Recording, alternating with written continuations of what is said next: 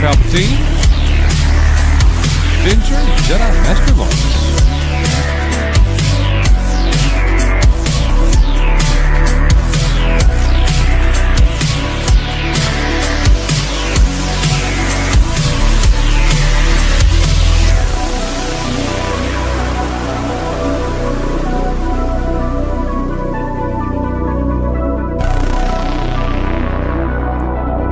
Today's live stream preview is in memory of our friend, the legendary Tron.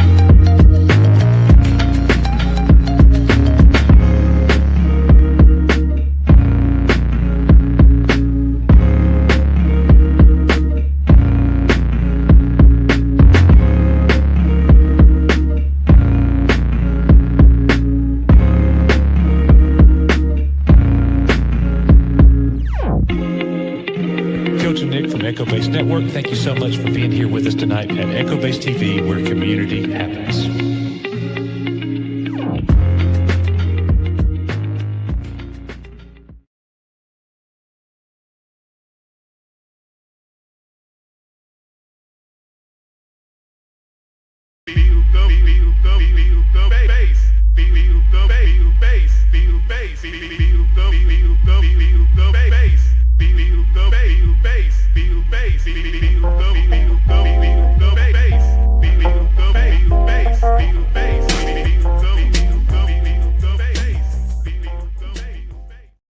Welcome back to EBN, where you can get all of the Rachel Zegler content you could ever dream of. Yeah, you know it's true. We have rebranded. We are now Electric Banjo Network, apparently. Or Everybody But Nick. Or, yeah, you guys came up with some crazy names. Great to see everybody. Hope you all are doing well. Thank you so much for being here. If you do not mind, please hit a like and share this thing out. We would greatly appreciate it. As we have rebranded, we've gotten several messages from people saying, I can't find the channel. I'm not getting updates. What is going on? Well, that's to be expected for now, as YouTube, or the algorithm, I hate even saying that word, but the algorithm readjusting to what we have done with our channel. Thank you guys so much for being here at our weekly Thursday night live stream.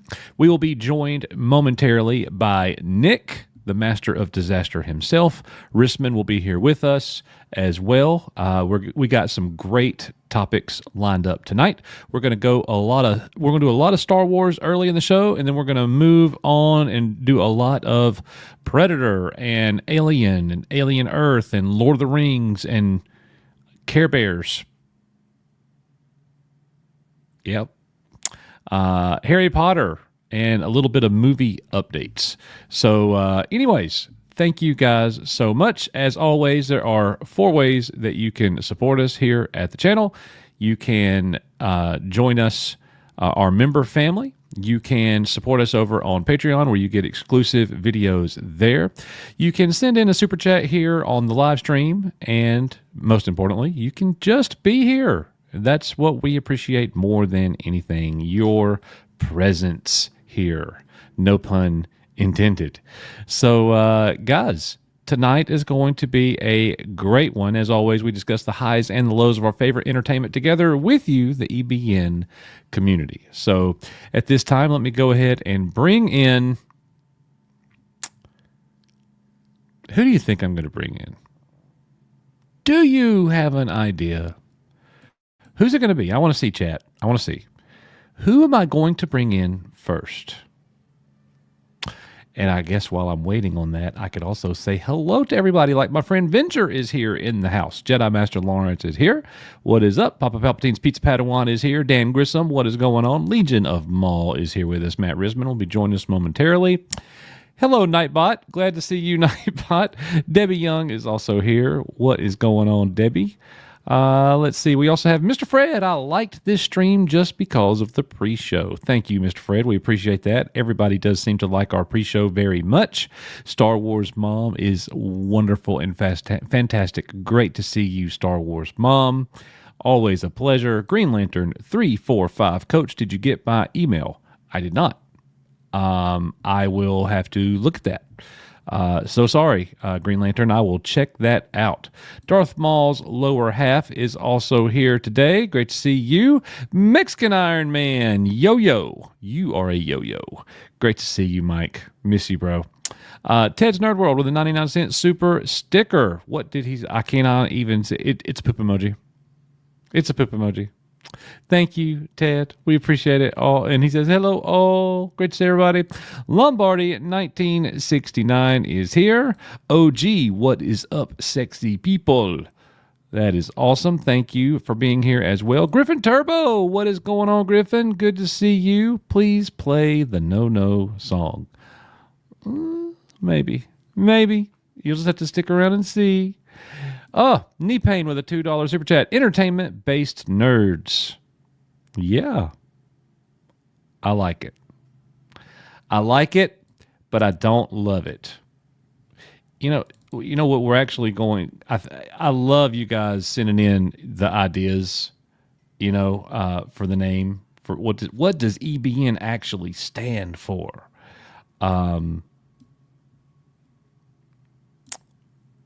Nothing. It stands for the channel formerly known as Echo Base Network. That's it. So, yeah, that it really,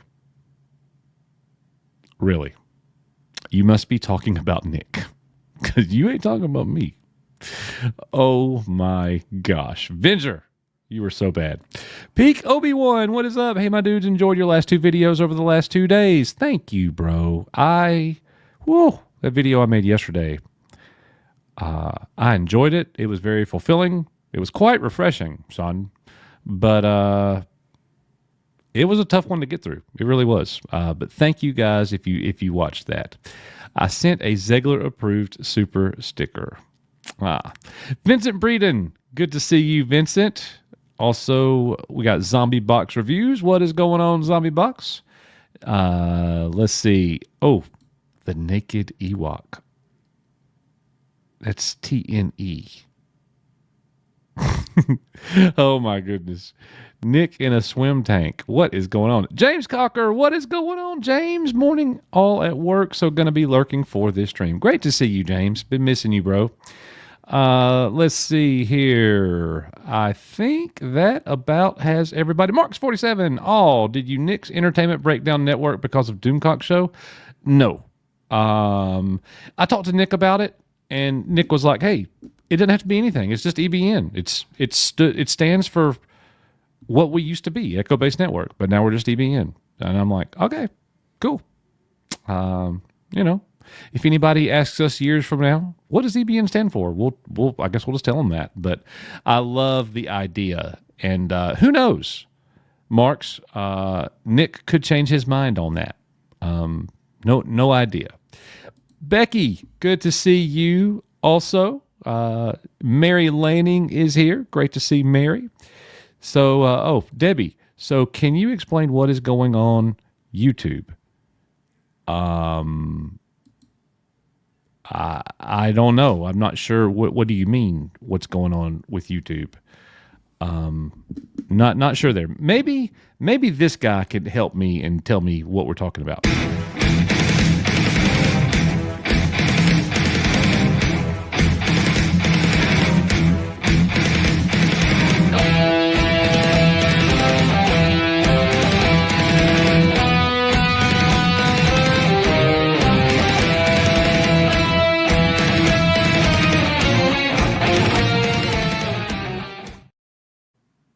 Hey.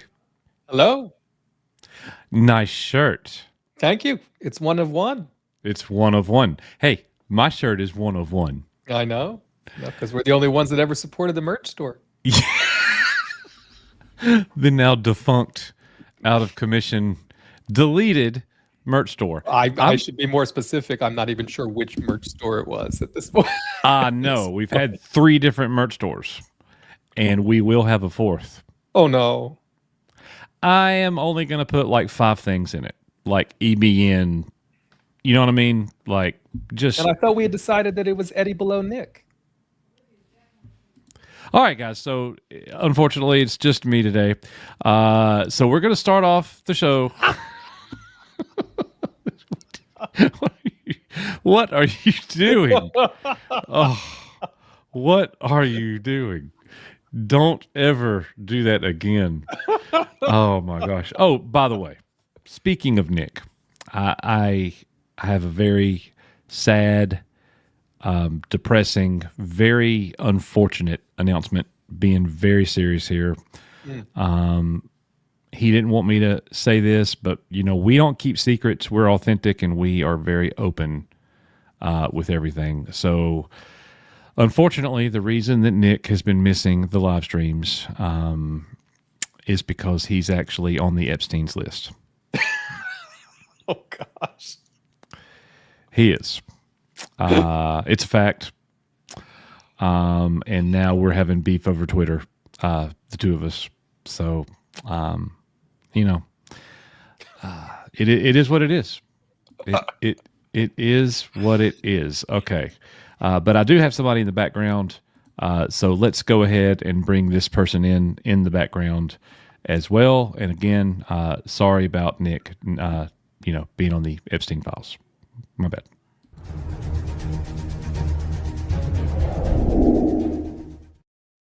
Hi.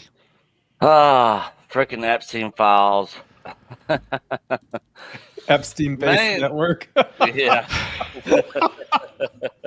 Yeah, EBN. Man, this freaking Musk and Trump, man. It got bad real quick, didn't it? Oh, man. When you're an alpha to the level of Trump, you don't keep friends very long. No. It's just an unfortunate thing. Yeah. But I'm not surprised. I'm surprised it took so long. To tell you the truth. Yeah. That's the only thing that surprised me.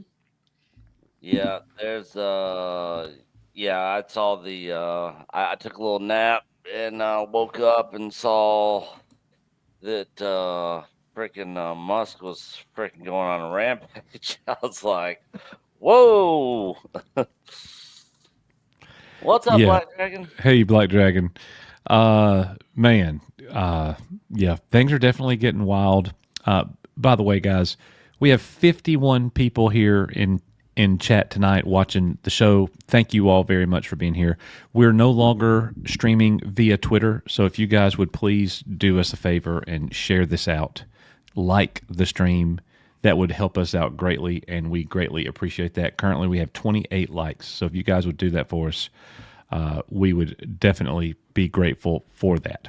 All right, gentlemen, are we ready to jump into this stuff? Yeah, let's do it. All right, here we go. So, up first, the Acolyte creator and cinematographer reveal how they created a handmade aesthetic to honor the original Star Wars. And, the headline came out a couple days ago about Leslie Headland wanted to make a show. And as she was making it, she was thinking, what can I do to honor George Lucas? How can we make this like George Lucas Star Wars? She's coming off like that was her main ambition. And then we get the show that we got. Yeah, if that was her main ambition, man, she failed epically at that. Yeah. So, it sounds nice. It sounds wonderful. We're wanting to make Star Wars in a way that George Lucas made it and stay true to his vision. But, guys, do we believe this? Do you think that they actually tried? Obviously, I would agree with Nick. It was a total failure. Total failure. How could you say that the worst thing you've ever made as a company in Star Wars and your ambition was to make something like George Lucas? That's the one show that you said that about? That's kind of weird to me. Yeah, she doesn't know anything about George Lucas or Star Wars. As soon as they asked her, what's your favorite Star Wars? Oh, I like all the Star Wars.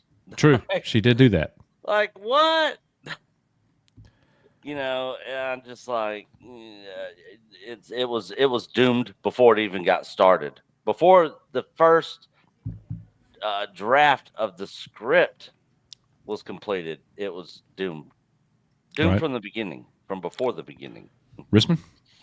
I agree with you all, obviously, but I think, more interesting to me in this article is the things they highlighted were all like how they shot it with the camera, camera angles, the aesthetic, trying to lean into looking like the prequels. And you know what I mean? It was, if I'm not mistaken, they talked about everything but the story, right? And just really trying to, in their opinions, pay homage to the things they liked about how the original trilogy and the prequels were produced.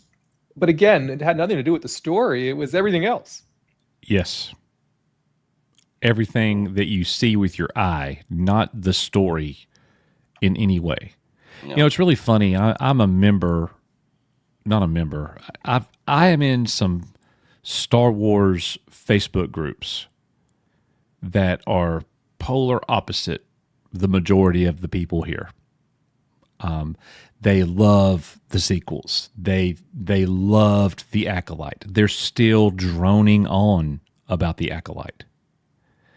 And they literally it was yesterday or the day before. It was a year. It was a year since it had been released. Yeah, and there was this big, long, huge post about how great the Acolyte was and how many people in this group don't like it. Like, what is it about it? It's so excellent. Da da da da da da da. And just to sit there and read all their comments. I'm in the groups because I like to kind of keep up with what they're saying.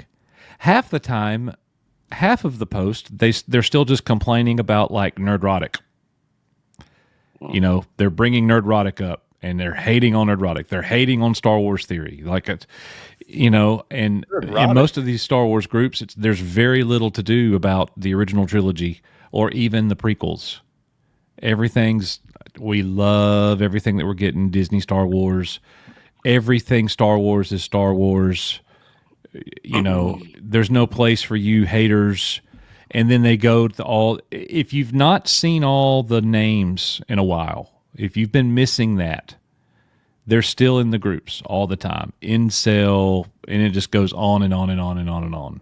All the buzzwords. All the buzzwords. They use them like bang, bang, bang, bang, like you know them. You know, like they're right on the tip of your tongue, coming right off. They're just rolling off.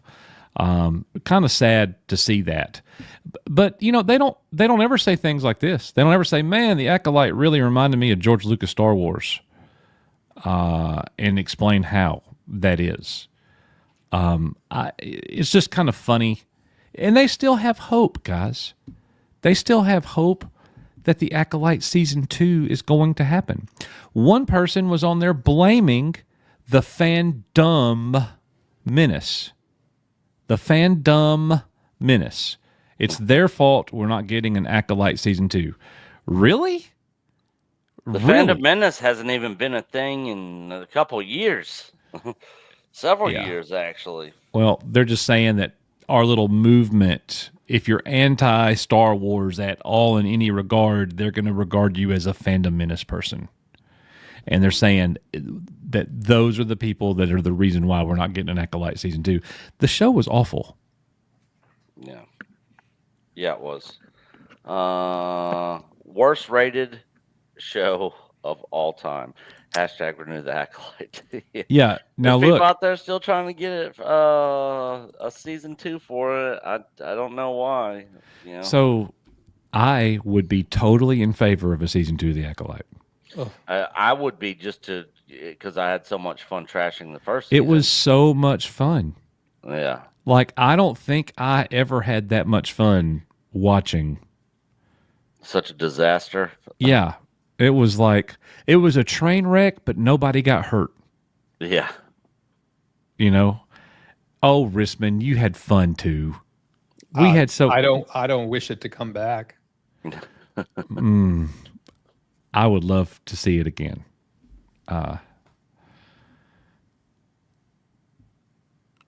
There is no the fandom menace, only the Gatekeepers Alliance. Yeah. Fandom menace has not been a thing, like I said, in years. Nobody in our space even uses the term anymore. I think it has it in a long time. Personally, I wouldn't want to be part of any kind of little group like I'm a member. Yeah. Where's your card? Yeah. That's just, you know, we have friends all throughout what people called the fandom menace. Yeah. And you know, people considered our channel a fandom menace channel for a long time, Nick, just because of our point of view. But it's not like we didn't have friends on the other side too. It's not like we weren't buddies with Star Wars Santa or other people. You know what I mean? Yeah. It's not like you're a member of the group, so you got to hate these other people. Like I don't get that. What is up, Brogu? Good to see you, sir. So anyways, any final thoughts about all that? I kind of droned on enough about that. The Acolyte, George Lucas, it's awesome. What do you think? Yeah. Worst Star Wars ever made. And we will be getting into some. I was going to mention some other stuff, but I know it's on the agenda for tonight. So Go ahead, mention it. No, I'll wait till we get to it. But yeah, Okay. worst Star Wars ever made. It was nothing like George Lucas Star Wars, not even kind of. Man, am I looking like super pale to y'all? Like, what is going on with my lights here? It's the lights a little bit. And Yeah. and the thing I found again about that article, if we give them the benefit of the doubt and they really did try to honor the fit and finish of what they thought made the original Star Wars special, gosh, they just didn't they just didn't get there. No. And they spent a lot of money. They spent a lot of money not getting there. Right. Yeah. So, I mean, people talk about the money that they spent on Andor. At least it shows on the screen. You know what I mean? I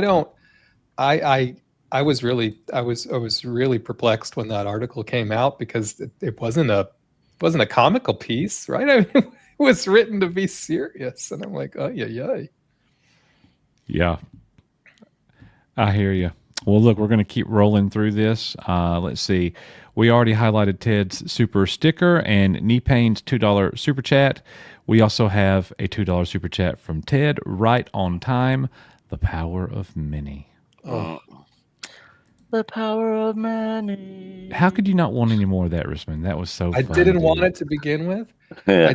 I don't want any more of it. And the fact that they spent that money and we got it is part of the reason why we're not getting any more of any of it. Yeah. Yeah. So Yeah. Do I still have? All right. All right. you have Ted. to have it. I think I saw it in there. Okay, Ted, you earned this one. Oh. Luke, you do not yet realize your importance. You have only begun to discover your power. Join me, and I will complete your training. I'll never join you! If you only knew the power of one, the power of two, the power of many. That was the dumbest thing. Yeah. The power. Now that was hilarious. But the power of many. Oh my Yep. gosh. And George Lucas's protege himself, Phony Baloney, signed off on every single script for that piece of shit. All right.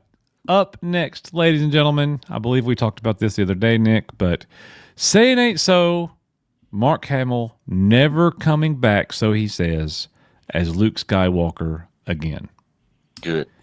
He has he is retired as Luke Skywalker. No more Luke. No more hope that we're going to get a Luke Skywalker series with Mark Hamill. Nothing like that. I haven't really had that hope in a long, long time. At one time I did, do the deep fake, do this, do that, Look, this news hit, guys, and I honestly just didn't care. Yeah. It doesn't mean that we're not going to see Luke and the Mandalorian and Grogu. We won't. You don't think we will? There's zero chance we'll see Luke in. Yeah. I can tell you definitively we will not see Luke, Han, or Leia in the Mandalorian and Grogu. Definitively. Or in Definitively. Ahsoka. I wouldn't think we'd see Han or Leia. Well, I mean, they're all around. We've never seen them. Well, Yeah, yeah, but if you were going to do it, you should do it in a movie, no? Yeah, well, remember she was going to show up, Han and Leia at the end of Book of Boba Fett and she was going to be pregnant with twins. Oh my gosh. Are you really going there? Yeah, remember that? Oh, no. He's back. They changed their mind, okay? Sparrow knew. They changed their mind, Nick. Kathleen Kennedy deleted and made him cut that whole storyline out. Sorry. Well, and remember, just to remind, right? The next movie now is the Starfighter movie, right? Not only is he not coming back anytime soon, but the whole Rey business is not coming back anytime soon. That's why they brought Levy and Gosling out and shoehorned it in weirdly to Celebration because they have to start making the next movie very soon. Remember, it takes 18 months to finish a movie. It's coming out May 2027. Yeah. They have to start making something within the next few months. Do and they? I think it's going to be the Starfighter movie. Yeah, probably so. Yep. Probably so. Well, it has a date, right? None of the rest of the movies have a date. Well, look, Mark Hamill's done as Luke Skywalker.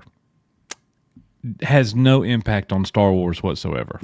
No. It might actually, I don't know, man. Like, still, if you kind of compartmentalize Hamill's comments during the lead up to The Last Jedi, he was telling everybody. He was very open.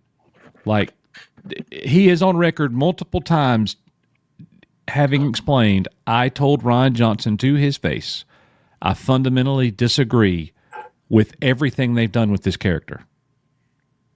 You know, so I will say, good on him for that. Yeah. That's one thing that I can give him, because he's 100% right on that. I totally agree. You? Yeah, I agree as well. I certainly agree. And like I said, I don't even know how he's got to be approaching 80 now, right? He's not a young man. No. I mean, how old is he? He's just in his 70s. Well, okay. I mean, that's still just in his 70s. Is still He's 73. okay. Yeah. So I mean, by the time they would need him in another movie, he'd be 75, 76. Right. So I mean, I think he's going to stick to voice acting and do some of these other things. He's got another movie coming out here relatively soon. I think he's done with Star Wars. I think Star Wars is done with him. Yeah. Yep, I think you're right. All right, moving on, ladies and gentlemen. Something Risman knows a lot about. Tony Gilroy says including the word genocide in Andor was pretty effortless, but that's not all about this article. This is the article where they dropped that Tony Gilroy was told streaming is dead. In particular, I believe, Risman, they're talking Star Wars streaming. He wanted more money. He wanted a little bit more money for the second season to do a couple of things, and they were like, streaming is dead. You got to make. They negotiated a little bit. He was able to do a couple more things, but yeah, I don't know exactly what the context was, but he basically, it came out of his mouth. Streaming is dead. Probably he shouldn't have said that. He's said a few things recently that I guess maybe he shouldn't say, but what does he care, right? I don't think he's not an employee. He's already got his paycheck. You know, they're on the Emmy train now, right? You'll see a lot of press for Andor related things now because they're trying to get as many of these 23 Emmys as they can.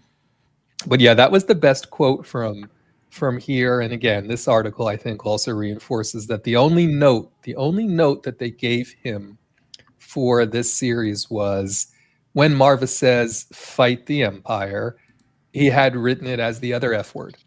And the only note that he got was, please don't use that F word. I agree with that. And so he got no other that just would have note. felt out of place. Don't you agree? Yeah, I don't think they should have used the other F word either.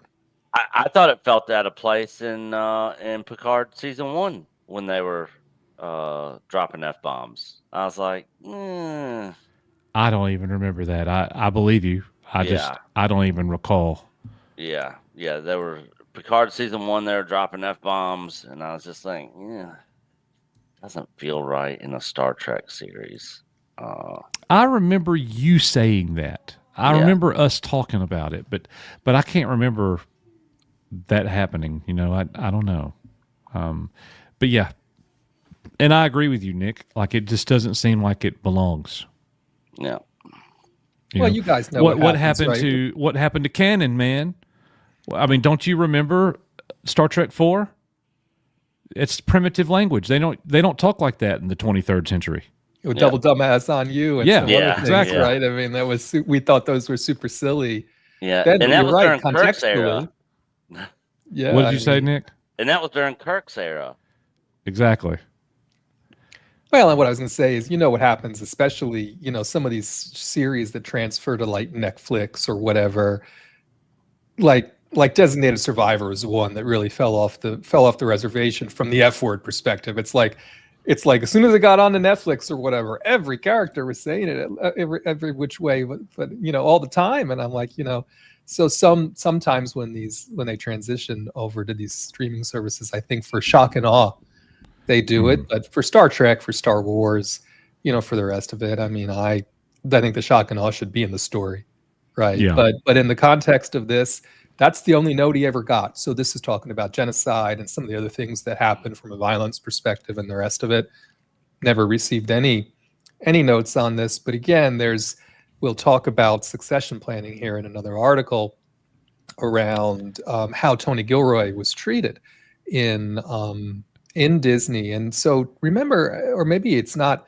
a remember, it's a reinforcement. I mean, Tony Gilroy got the job and got the latitude that he had because he's longtime friends with both Kathleen Kennedy and Frank Marshall, right? Yeah. So I think he was given all those freedoms that a lot of these other creatives and the people that we've seen routinely fired and parting ways and all the rest of it, that wasn't going to happen with Tony Gilroy. And so it doesn't surprise me that he only got one note because they're friends, right? And I think that's probably much to Filoni's chagrin if we talk about what's happening and how all that shook out. But so there you go. They spent $650 million, which he has confirmed.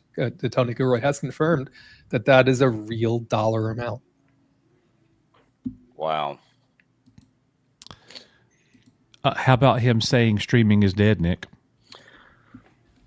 I mean, he's not wrong. I mean, especially when it comes to Disney Plus streaming. I mean, why would anybody subscribe to Disney Plus? I mean, most of the stuff on there, people either have physical media of, or most people have seen stuff on most of everything on there. I mean, or you can get it in other places if you really want to see it that bad. But as far as new stuff coming out, I mean, I just don't see the draw for Disney Plus at all. But as far as streaming as a whole, I mean, Netflix seems to still be doing pretty good. Sure. Yeah. The thing is, the model of these studios basically trying to be their own Netflix just isn't going to work. I mean, the only thing keeping Paramount Plus alive is the Sheridan, all the Taylor Sheridan stuff.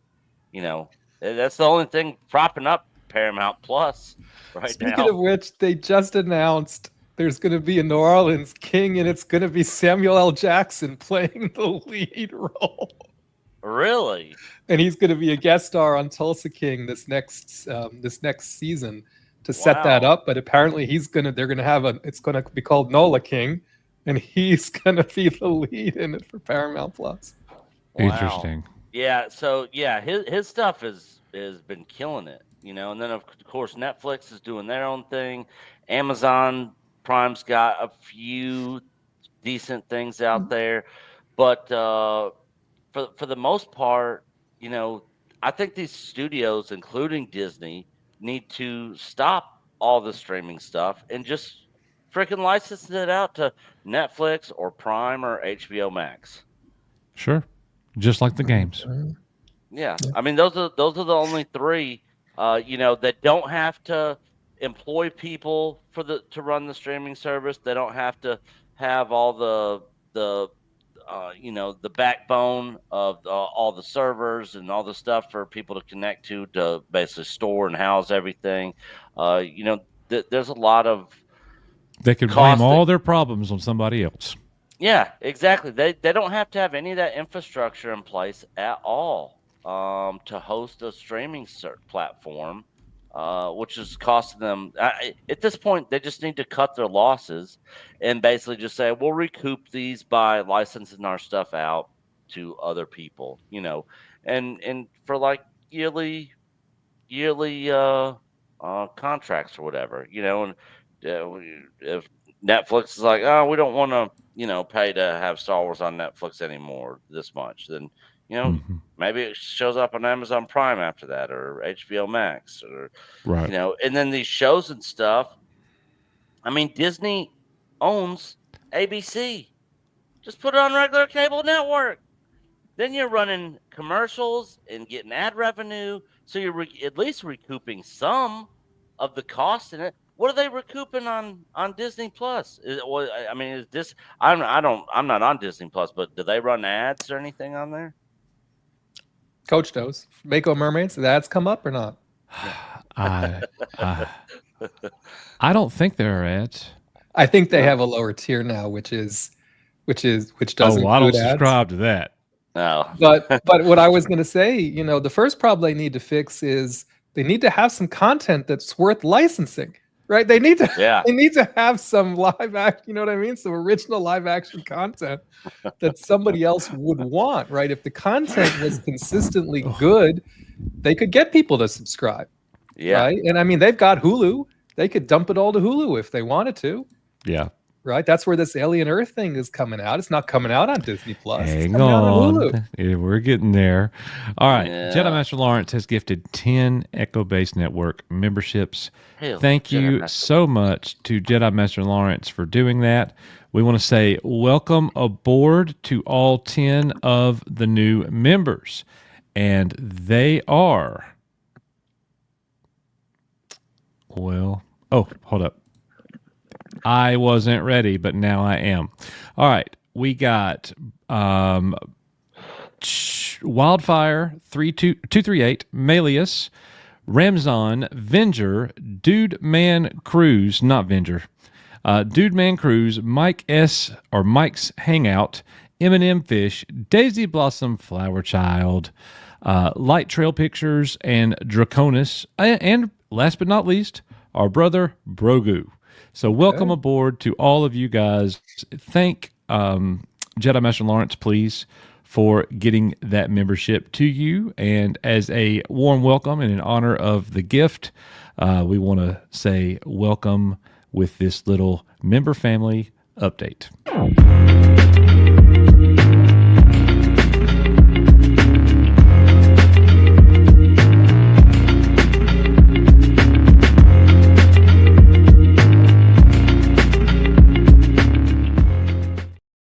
I just realized 3 of those movies suck. And you put that together. I was like, I made that's an odd choice. That was an odd I choice made of that. montage. I was like, what? I mean, I know the majority of people like them, but man, in my words, I was like, Coach must not have been feeling well when he put that one together. I was pissed about those members' videos. I have to put all this together. Like, really pick the worst ones. Oh man, yeah. Well, anyways, guys, thank you very much for joining, and thank you, Jedi Master Lawrence, for doing that. We appreciate it.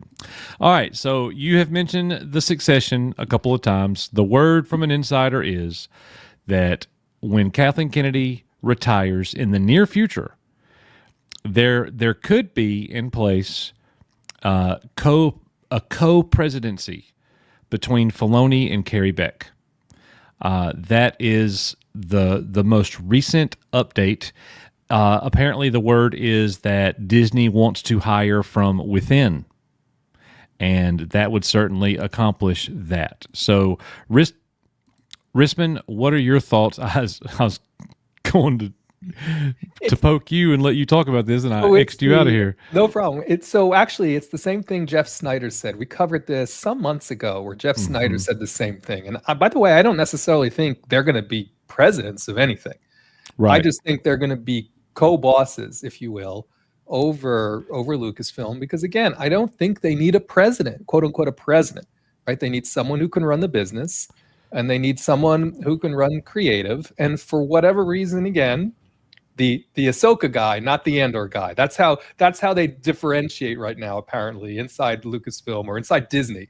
That's how they differentiate what Tony Gilroy has done from Filoni. Apparently, they refer to him as the Ahsoka guy.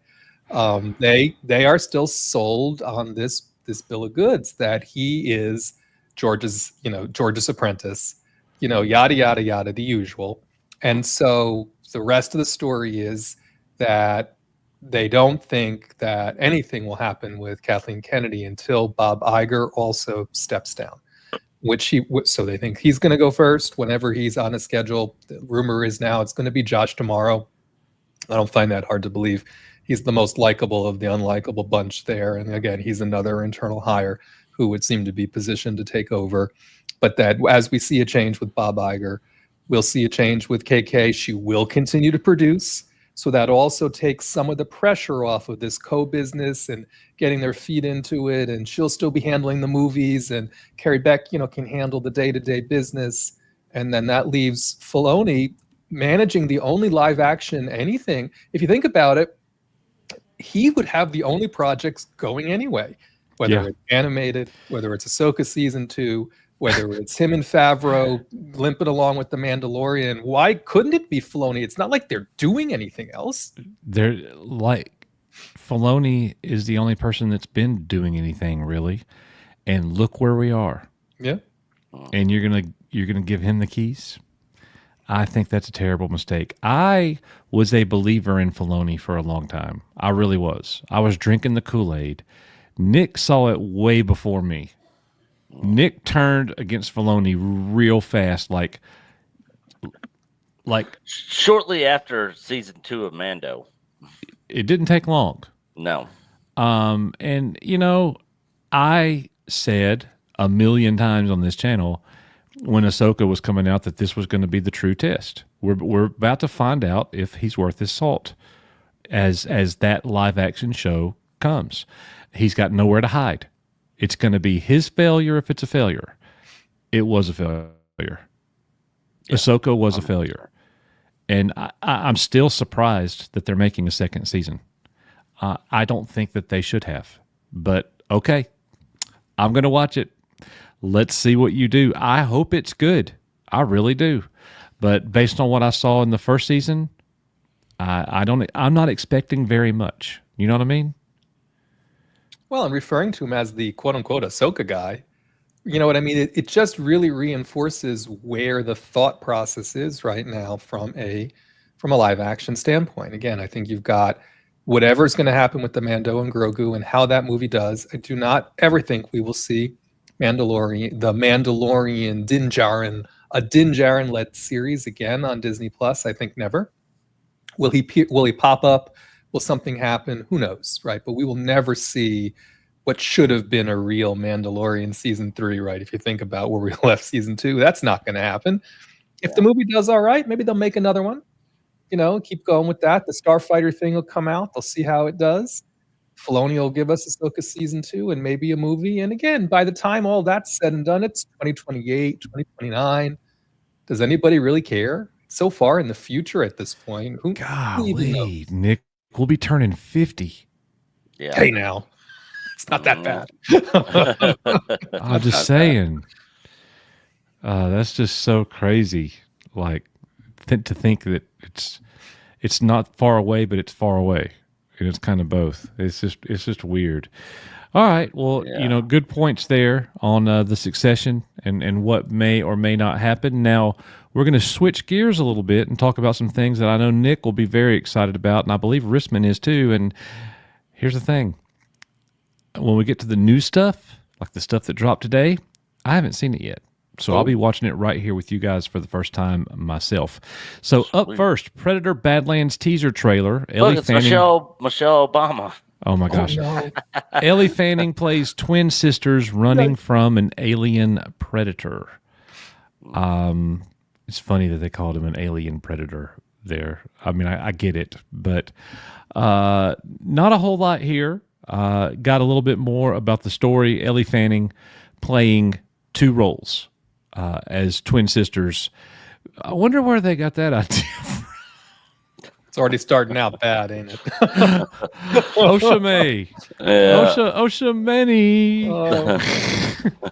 Oh my gosh. Maybe he'll kill them. He won't. I think she's working with. I think this is the one where they're working together, right? I think they're supposed to be working together, or one of the sisters is, and I don't know. The story a little strange, but I think they're allied. Through a series of events, I do believe one of the sisters gets allied with this predator. and maybe one of the sisters isn't. I don't know. So, Nick, this movie comes to the theater November 7th. Are you a day one watch on this? I think I'm probably a Sunday matinee watch on this. Oof. Okay. Of opening weekend. Okay. All right. I think we should go together on opening night. When does it come out? November 7th. Oh, okay. Like me and you need to start doing that again, where we go to the movie opening night and do the little out of the theater review. Reaction. Yeah. Like that's. I mean, no. Go ahead. I was just gonna say, November 7th. Yeah, I mean that's a good ways. I'm down for doing that for sure. That's Predator. Kinda. The thing is, you're going to be in school. True. And it'll be a Thursday night. It'll be a Thursday night. I'll be working, which means I'd have to take off work. Oh, yeah. The only time we'd be able to do it would be like, a Saturday or a Sunday afternoon. Let's talk about that. Time gets closer. As time gets closer, for sure. Yeah. I've got some ideas about that whole thing that I think could be really good. We will go watch this movie. Probably won't be that Thursday night. So look, Predator Badlands teaser trailer.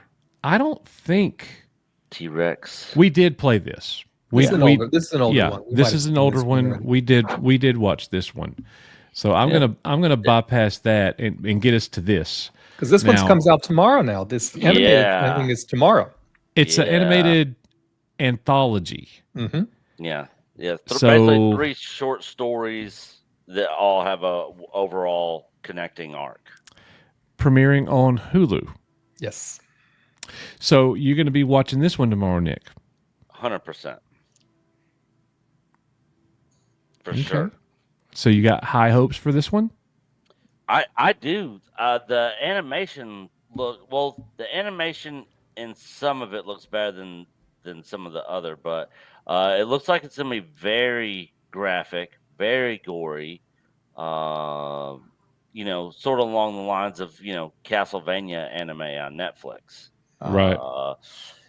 Pretty gruesome. A lot of stuff they're doing with the predators in this that's not, that obviously it wouldn't be as easy for them to do live action.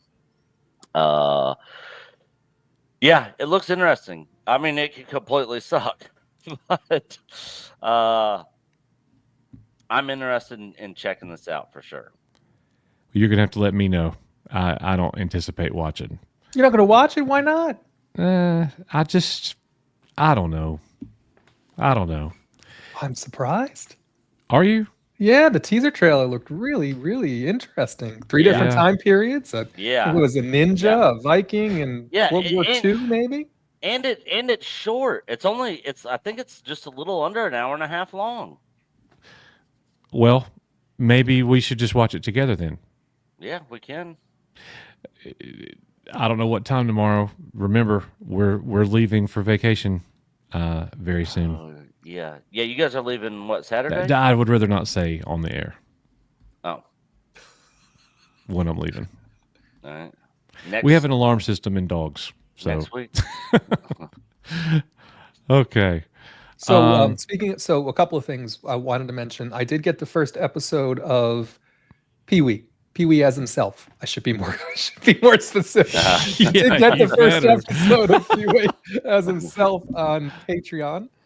I'm going to work on the second episode tomorrow, and then, like I said, I'll probably be watching this tomorrow. I'm certainly happy to load this up tomorrow too while I'm working on things in here.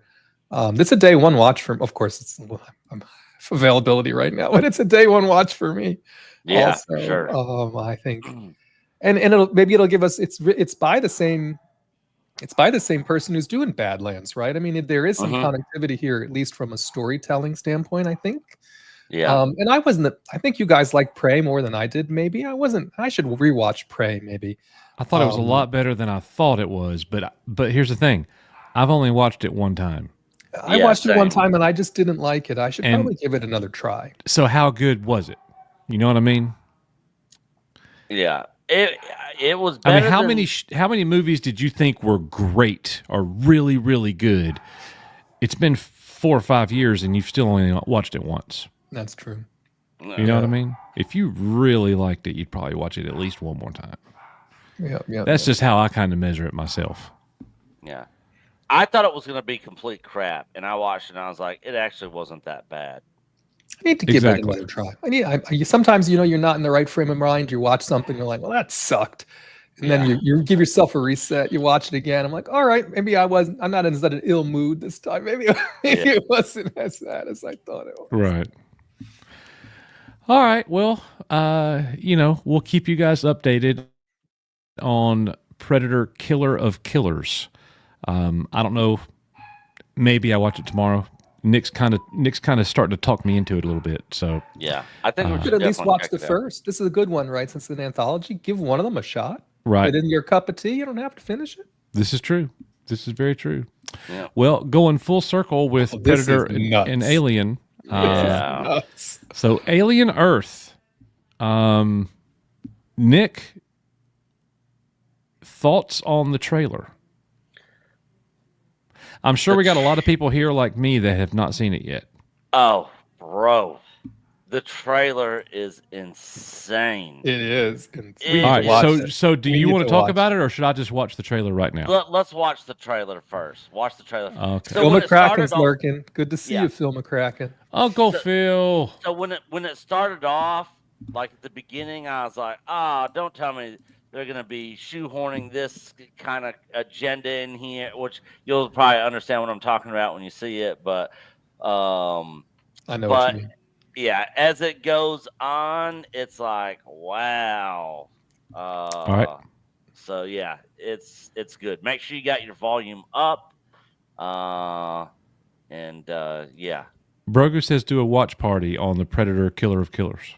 We might could do that. Yeah. All right. You ready? Yep. Say make it so. Make it so. Now you drop an F-bomb like Picard. Yeah. Fuck. All right, here we go. You don't have to encourage him very much to do that, by the way. 10, 9, 8, 7, 6, 5, 4, 3, 2, 1. How's our girl? She's ready.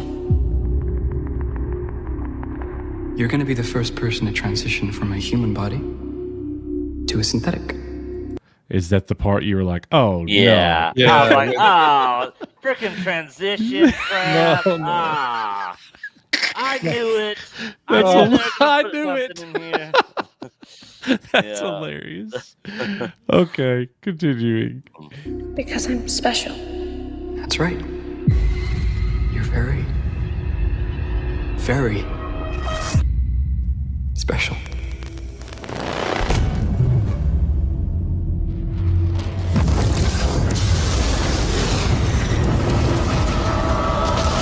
We have a downed spacecraft. I want what's on that ship. We can do it. We're fast. We're strong. We don't break. For the copyright.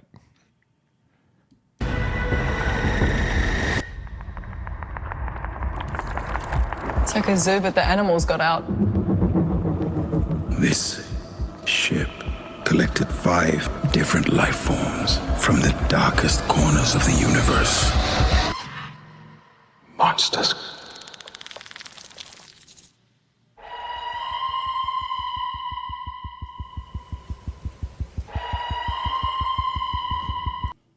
I like that music. I know, it's so eerie. It's Yeah, I think it's the same music they used in It is. Romulus. Yeah, it is. Yeah.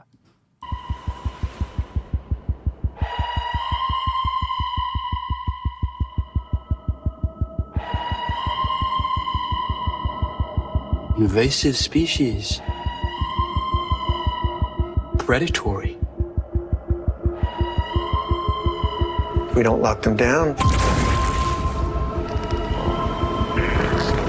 it will be too late.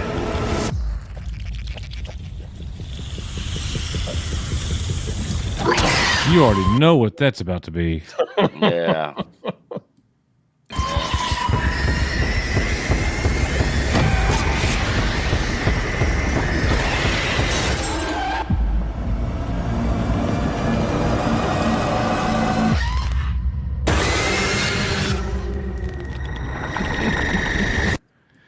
I'm excited that this is a series.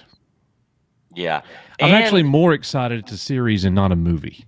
Yeah. And on top of that, they wrote this for 2 seasons. They're planning on doing 2 seasons of this. And so basically, all right, so here's my issue with the show initially.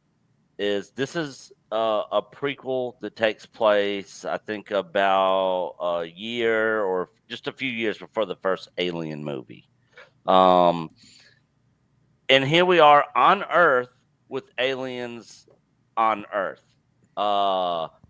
You know, and by the time we get to Aliens, which is like, 50 some years later after Alien, they're still like, we don't know anything about, there's never been anything about any reported organism like you're describing, blah, blah, blah, all this and that. And then, and then here we are again with these aliens on Earth. So I want to see an explanation of how aliens got on Earth before the first Alien movie and how nobody knew about it.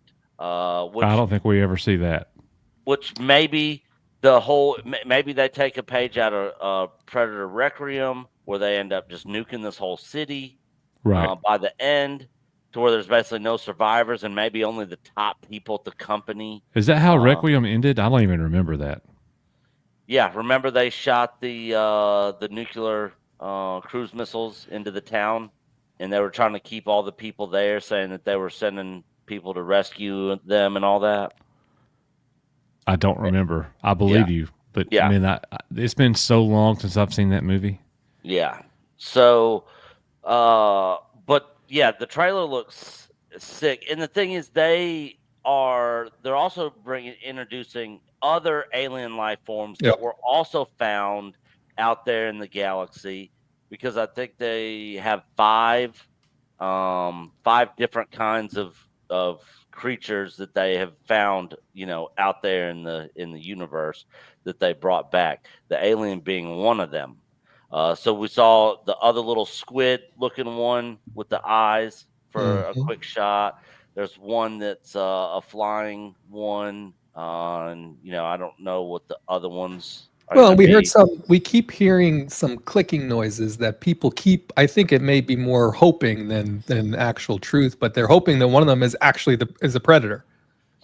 Yeah, I mean, that could be a possibility for sure. I don't think we'll see it, but maybe it leads up to maybe in season 2 or something. I don't know. At some point in time, because Weyland-Yutani, which we saw in Predator Requiem, was there with the predators and the aliens. So the company knows about aliens and knows about predators. So yeah, I don't know. Maybe we'll see some of that. They could, Weyland-Yutani was never the most up and up corporation, right? So this could very well end with somehow they capture the alien, they get it off Earth, and it, they shoot it up into, you know what I mean? They could tie it back together in a way that gets it off Earth and keeps it quiet and continues that continuity of why they wanted to know about it or how they first came to see it. But I'm with you. I thought the most interesting part about this is even some of the other aliens that are being introduced. And then obviously it looks like they're heavy use of synthetics here at the outset to try and get a leg up on, on the situation. I'm hopeful. Yeah. Some of the Hulu and FX live action content has been pretty okay. Just depends on how much money they spent on it and how. From here, I mean, the effects looked good, right? Yeah, it looks like they put a lot of money into this because everything looked expensive. You know, I didn't see a whole lot that looked cheap or kind of cringe. I mean, all the sets, all the cinematography, all the little bit of CGI that was in there. A lot of this is practical effects. We actually slowed the trailer down on Mr. HCast. On HCast, we slowed it down and was basically, looking shot for shot throughout the trailer, and you could tell that it is an actual alien, a guy in an alien suit. Cool. So a show that came out on FX, or like a teaser that just dropped today. 67,000 likes, 1.4 thousand dislikes. That's pretty good. Yeah. Yeah, and it's been viewed 3.9 million times in the last 11 hours. If this thing has some momentum. If they stick to the recipe, which is galactic marines chasing down aliens, kicking ass, shooting things up, you know what I mean? If they stick to the recipe, you almost can't go wrong. What's your favorite moment for, involving the Alien franchise? Oh, mine's easy. Mine's when she's in the loader thing, just kicking ass. Well, okay, all right. So for me, it was actually seeing the original theatrical release of Alien on the big screen. Okay. When it came out on re-release, that was awesome. Yeah. I was like, yes. And man, I loved every second of it. Nick, that might be a tough one for you. Probably seeing Aliens for the first time. Do you even remember the first time you saw it? You've seen it so many times. Yeah. No, I don't remember the first time I kind of want to watch Aliens tonight. Yeah. Isn't it weird that it's kind of like a comfort movie? Doesn't that feel weird?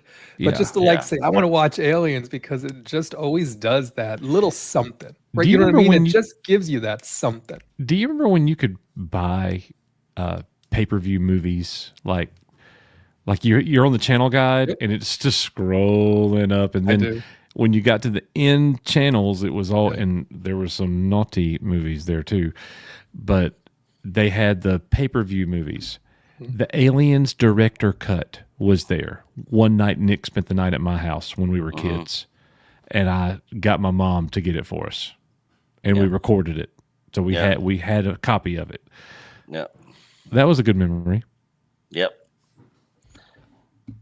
One of the worst memories I had was the alien dream that made me so freaking scared when I was a kid that I woke up and my whole bed was soaking wet from me sweating, because it was one of those dreams that it felt real. You know how you have a dream and you're like, it's a dream. But then you have dreams where you wake up and you're like, wait, did that really happen? Or, you question it. And that was one of those. And it was, man, God, it was freaky. Oh, I think I've told you this. Dan Grissom stouting it with sweat. So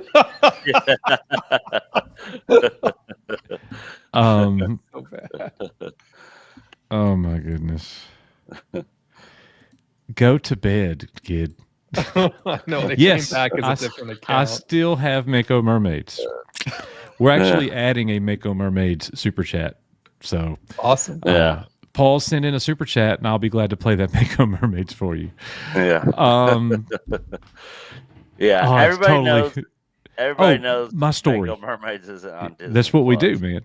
Yeah. And we're gonna get Coach to review the whole Mako Mermaids Alien. series. Yeah, I am. Alien. I remember my sister come into the house, and we just had like our first VHS rental store, 1984 or 85 or somewhere in there. And my sister went and rented Aliens. Yeah. And brings it to the house. and like we knew she was coming over with a movie, and we were going to sit as a family in the living room and watch this movie together. She'd already moved out of the house at that point, and I'm like 6 years old. She comes over, brings Aliens, puts it in the VCR. We start watching the movie. Dude, we had like tornadic weather. Power goes out about halfway through the movie. Mm-hmm. I am freaking terrified, dude. It was solid black in our house. And we were sitting there watching Aliens, and I'm 6 years old. I ran over to the couch and sat right by my mother. I was so scared. So anyways, that's probably my least favorite moment right there. I don't know. There's still some parts of those movies that even though I know they're coming, they still scare the shit out of me, right? And that's when that's why it's still that they've done the right job with the movie, when even if it's coming, you're like, oh, it got me again. It doesn't make any sense. But yeah. Okay. So up next, this is right up. This is like the first cousin to an Aliens movie, right here. First cousin to the Mako Mermaids talk we were doing. This is perfect. This is the perfect transition. Care Bears movie in the works. Oh my God. And that's about all we have to say about that. Just goes to show some franchises just never die. Dude, anything from back then is coming back strong. Maybe not strong, but definitely they're trying to bring it back. Dude, okay. Let's say this show for Alien, let's say it comes out and it's not good. I mean, if you had asked me 5 or 10 years ago if Alien would even still be relevant today, I would probably have said no. I don't understand how Alien and Predator have hung on this long. They have a good, solid, hardcore fan base, even though they have not been delivering very good films. Well, and Fede just said in a podcast, Fede Alvarez just said in a podcast that they're starting production on a sequel to Alien Romulus. So, yeah. I mean, they were pleased enough with the performance of the last movie to continue with this series and to greenlight another one. And what about Ridley Scott's latest comments, as he is no longer involved in the franchise at all, he says, and in hindsight, he thinks that the only good movies is the one that he did and the one that James did. And everything else was a big step down. Like, he took a shot at him, a parting shot.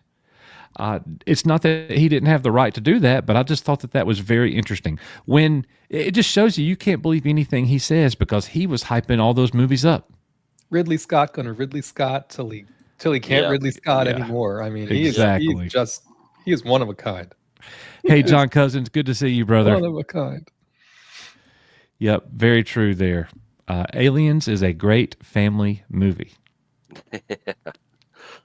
Yeah, I'm trying to remember how old I was when I first saw, because I saw Aliens before I saw the first Alien movie.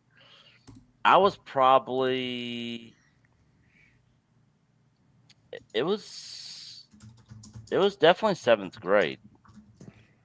Oh, you saw that movie way before that. Maybe 6th grade. Dude, when we were in 7th grade, you were sitting there drawing Alien versus Predator in your art book. Aliens was 86. Aliens was 86. Yeah, it might have been 6th grade then. Okay, I didn't know you then. Yeah. But I remember you loved AVP. Yeah. When we were in the 7th and 8th grade. Yeah, the comics came out, and yeah, because I believe those were Image comics, right? No, Dark Horse. Oh yes, that's right. So yeah, the Batman versus Predator comics came out, which was excellent. Yeah, excellent. I had those. and then Alien versus Predator came out, and Very good. those were also very good. And so yeah, it was and I think they're taking some cues out of the AVP comics in this Predator Badlands movie that they're doing. Even though aliens aren't in it, Wayland Yutani's in it. So I mean, the universes are kind of pretty much have been officially thrown together. Yeah. Even in the movies and the projects now. Yep. All right. Well, speaking of universes thrown together, we're getting a Care Bears movie. So, hey.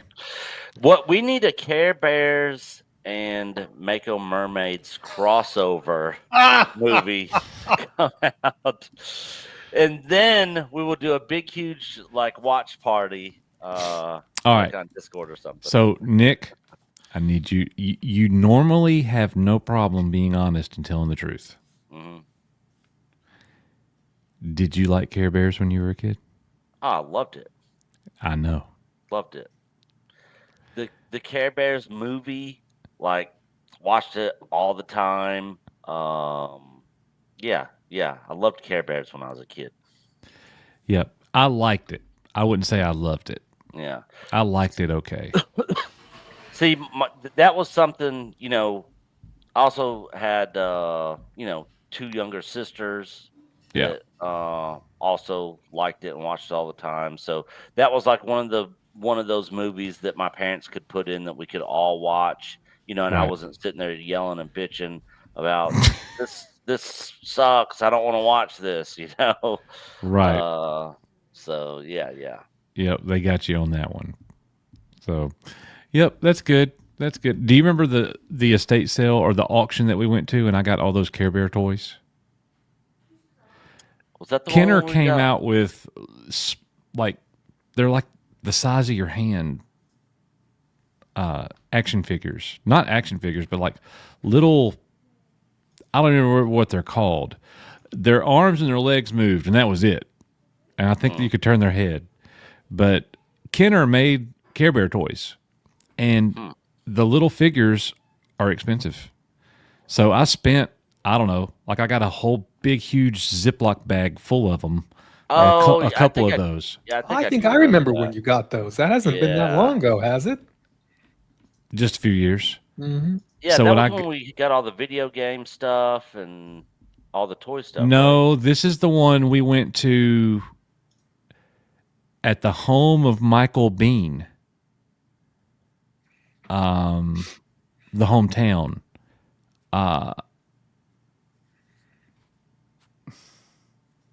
It's down there close to you, Nick. Oh yeah, that's right. And I slept in the car. I took a nap. Yeah, Risman. Can you picture that? He abandoned me. Yeah. I'm sitting there totally solo at the auction because he's asleep in the car. Surprises me not in the slightest. Yeah, it's I'm not a morning person. I don't get up early. If I'm up before noon, it's rare. Yes, Zombie Box. I bought them because I got them so cheap, and I made a couple $100 on them. Do you see the PFP? The what?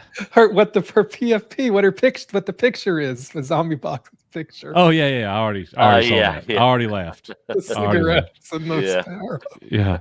He called me a black pill blob. Yeah. Hicks from Aliens. You're calling us Hicks? Get it? Never mind. I got it. Electric Banjo Network. We know. Oh yeah, EBN could. Yeah, that was one of the things for EBN. Yep. Hicks from Aliens. What is the name of that town, Nick? Anniston. Yeah, Anniston. That's right. That is the home of Michael Bean. Yeah. Who is in 2 of the greatest 80s sci-fi movies. Yep. Which actually, I learned something new about Michael Bean. He has his own podcast. Well, I wasn't. That's not what I was going to say. But Alien 3 So he hears from one of his friends who's obviously in the industry and was like, "Oh, I saw you in Pinewood Studios this last week." And he's like, "Huh?" And Oh yeah, I know this. yeah, and they basically saw a body double of him with his chest, basically ripped open. And he was mad. And he was pissed. Yeah. So he calls his agent. Then they call the folks over at 20th Century Fox and talk to the director. And him and the director of Alien 3 basically got in a cussing battle over the phone. And he basically told the dude, "F you," and he was like, "I don't want that character is not going out like that." And he basically didn't want him to use his likeness. They're like, "Look, we'll pay you $100,000," and he's like, "I don't care about the money. Mm-hmm. That character is not going out like that." Yeah. And to be fair though, he has no say in that. No, he doesn't. He's an I would actor. have taken the money in a heartbeat. Me too. Yeah. Sounds pretty good to me. Kill him however you want to. Yeah, but the thing is, he loved the character so much. He didn't want to see the character done that way. I thought that they should have brought him back for Alien 3. I can understand Newt, dying because it had been so long that they would have had to recast that role. It wouldn't have been the same actress. It would have just been off a little bit, and that could have been sort of like the down note for Sigourney Weaver's Ripley in that movie. Here she is. She thought she was getting another chance at basically being a mom. She could raise Newt, and then boom, aliens freaking derail it, and she ends up dying after all. Yeah. But yeah, they should have brought Hicks back for Alien 3.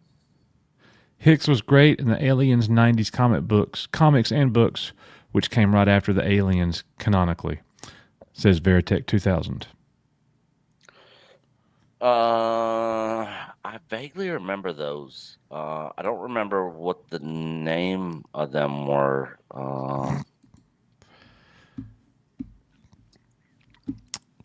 Well, we're going to transition to another alien right here. Gollum. Not really an alien. But anyways. Lord of the Rings, Hunt for Gollum, set December 2027. Guys, I don't know what it is. Maybe I'm just not interested in a Gollum story. I know I'm not. I'm just not feeling it. And I like Andy Serkis. And he's directing it too. He's directing it. Yeah. I wish him luck. I hope it's great. I just don't care about this. Mm-mm. Yeah. This story is not going to feel to me like Lord of the Rings. I just don't see it feeling that way. This will be a totally different flavor. What do you guys think? No, it's going to probably be very similar to, the Hobbit movies. Negative without any evidence. Exactly. Yeah. That's exactly how I'm feeling. I got to give it a 0 out of 10 for Star Wars content for sure. Yeah. By default. Yeah, it's definitely gets a 0 out of 10. But yeah, I don't know. I mean, I'm curious to see what it ends up, being all about. Maybe the trailers will get me more interested in it once we see a trailer on it, like a full-blown trailer. But yeah, I don't know. The Gollum PC game, that game was complete trash. Chef Boyardee. Just watch out for your figures. Yep. Don't drop your figure. So I'm with you guys. I'm certainly not clamoring for any kind of a Gollum story either, but I am very curious to see what will they do leading up to this. How will they market it? Will they re-release the Lord of the Rings movies? How will they hype this up, right? Because Lord of the Rings has a traditionally pretty passionate fan base, right? I mean, people get excited for Lord of the Rings stuff. And I'm with you guys. I mean, I'd love to see Andy Serkis do a great job, but I'm kind of like, Gollum, okay. I mean, you know what I mean? It's just a weird choice for me. Yeah. Yeah. Like I agree. I'm trying to think, what would this be like? You know, taking a side character and making an entire movie out of a side character. Sometimes that has worked. Like the Bumblebee Transformers film was really good. Yeah, it actually that was a good movie. Yeah. I just don't see this going all that well. And I'm going to be honest, man. When I go back and rewatch Lord of the Rings, I normally watch it all the way through, but occasionally I will skip some of the Gollum scenes, especially in like the Two Towers and Return of the King, where he just goes on and on. The scene is so long. Oh, and I'm like, get back to the heroes. I don't care. Well, I mean, obviously the hobbits are heroes, but you know what I mean? And I just kind of skip to get past that. Like the whole scene with Gollum out with Faramir and Frodo and all that. I just like, oh, come on. Just get over it already. No, not like Ewoks. I'd never skip the Ewoks. I don't believe I've ever skipped them. They're have to watch every time. Gollum shot first. All right. So Lord of the Rings, it sounds like all three of us are like, I'm not really feeling this one. So I just need to see more. I'm just scanning, right? So this is a real story, right? This is not something they're making up. There's source material. This comes from the appendices. This isn't just like let's just tell a throwaway Gollum story. This is a real story that that's even already had a movie, I think, that they're just doing again. Am I getting this right?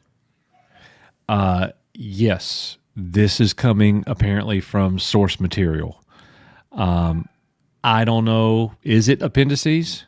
It could be. Apparently. I just glanced at it. And then again, Ian McKellen is going to be back playing Gandalf, and the story will see Gandalf and Aragorn going on a quest to find Gollum prior to the events with Frodo Baggins in the Fellowship of the Ring. So, okay, so at least they're not just making it up. I don't know that makes me any more excited for it, by the way, but at least there's a chance now, right? There's more to it. It ties into the fellow. So yeah. So I guess we'll have to see, how they do it. I think that the Hobbit films kind of put a bad taste in my mouth, and I didn't hate them. They were just such a step down from the Lord of the Rings. Yeah, I kind of felt the same. They were a big step down. They had some good parts, but man, when's the last time you watched any of those Hobbit movies, Nick? Years. I only watched them once. Yeah. I know I watched them twice. Yeah. But you know what's way better than those? You know what I'm going to say? The sequel trilogy? No. The Rankin Bass cartoon movie, The Hobbit. Oh, yeah. From back in the, 70s? Mm-hmm. Yeah. Yeah. Somewhere around like 75 or whatever. Oh, yeah. Risman, I know you remember it. Okay. You are a fan of this, yes? Yeah. Okay. Yeah. All right. So, anyways, there is the hunt for Gollum, ladies and gentlemen. Now, this one... Here comes Nick's topic. Here comes Nick's topic. Glad we got an expert here. The Harry Potter series has found its Harry, Ron, and Hermione, and here they are, right here. And there's been a little bit of backlash, I guess, about this young girl being cast as Hermione. I have not really seen the backlash. I see more people talking about the backlash than actually having seen any of the backlash. Have you guys seen anything about? I don't. She's Hermione. Her skin's too dark. That I think is incredibly dumb. You know, our friend in chat, Brogu, said something several weeks back, months back, about race swaps. If the color of their skin is not germane to the character, then it's irrelevant. I give this example all the time. I really like the Equalizer trilogy with Denzel Washington. Mm. The Equalizer was a white man in the 80s. True. Yeah. I would be totally hypocritical if I'm anti all race swaps. That if it's germane to the character, you know, and how they were written. Snow White's supposed to have skin as white as snow. That's part of the story. Yeah. You know, that's a little bit different. So I don't think there's anything wrong with this young lady being cast as Hermione. And I saw her reading for a part, Coach. I saw this actress, this child actress reading for a part. Maybe it was even reading for this part. I don't know. She sounded perfect to me. You know what I mean? The inflection and just, I mean, you could tell she's a professional actress even at that age. So I'm kind of with you. I think the biggest controversy here is still the Snape casting, you know, compared to these three children. But I'm kind of like, all right, put some glasses on him in the middle and, you know, dress him up in the right clothes and put him in the school. I mean, it seems fine to me. You know, I liked the movies, but the movies get better and better and better the older the kids got. Mm-hmm.